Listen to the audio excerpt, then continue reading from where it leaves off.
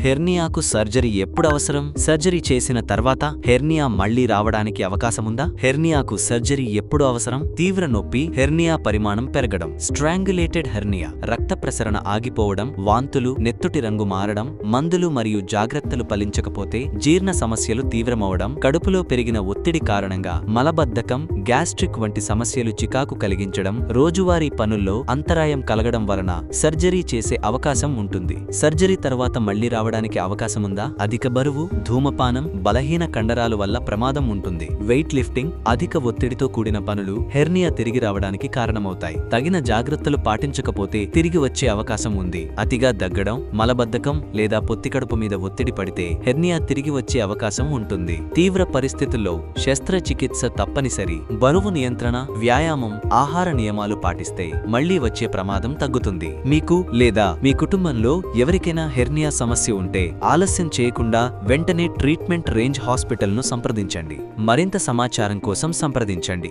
9888819334 KPHB Hyderabad.